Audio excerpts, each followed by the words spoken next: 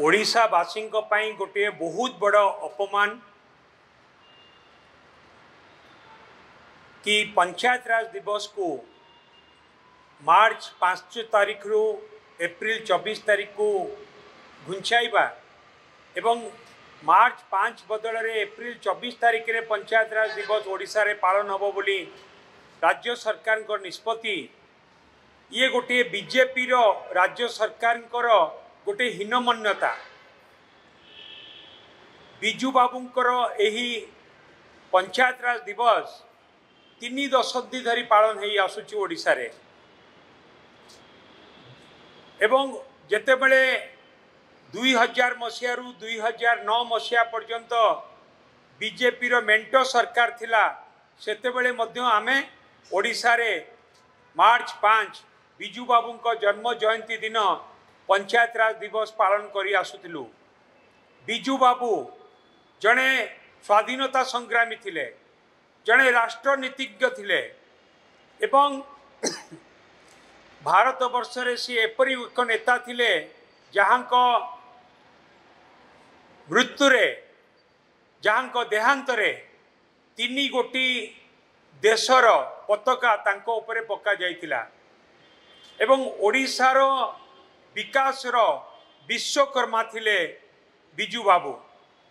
एवं सही परि जने महान व्यक्ति तांकर जन्म जयंती रे आमे मार्च 5 रे प्रत्येक वर्ष पंचायत राज दिवस पालन करू एवं बिजू बाबू को जन्म जयंती रे पंचायत राज दिवस पालन करिवार कारण होउची कि समग्र भारत वर्ष रे त्रिस्तरीय पंचायत राज व्यवस्था बिजू बाबू ही आरंभ करथिले। भारत वर्ष रे प्रथम नेता बिजू बाबू जे कि ओडिशा रे त्रिस्तरीय पंचायत राज व्यवस्था करथिले एवं क्षमतार विकेंद्रीकरण करिकी पंचायत रे गाँव रे लोक प्रतिनिधि हाथ रे क्षमता देकी पंचायत रो किपरि उन्नति हबो ता पई पदक्षेप नैथिले बिजू बाबू। बिजू बाबू कहउथिले पंचायत रो जे प्रतिनिधि से माने होउचंती पंचायत रो मुख्यमंत्री। बिजू बाबूंकर ए त्रिस्तरीय पंचायत राज व्यवस्था द्वारा पंचायत रे सरपंच, पंचायत समिति सभ्य एवं जिला परिषद गठन करने सृष्टि होता एवं क्षमतार विकेंद्रीकरण होता ग्रामांचल विकास गोटे बाट फिटिला बिजू बाबू द्वारा जे कि प्रथम समग्र भारत वर्ष रे बिजू बाबू ही प्रथम व्यक्ति जी ओडिशा रे पंचायत राज व्यवस्था आरंभ करथिले त्रिस्तरीय पंचायत राज व्यवस्था। केवल सेतिक नुहे बिजू बाबू होउचंती भारत वर्षर प्रथम व्यक्ति जे महिला मानू पंचायत राज व्यवस्था रे 1/3 रिजर्वेशन महिला मानू देइथिले बिजू बाबू।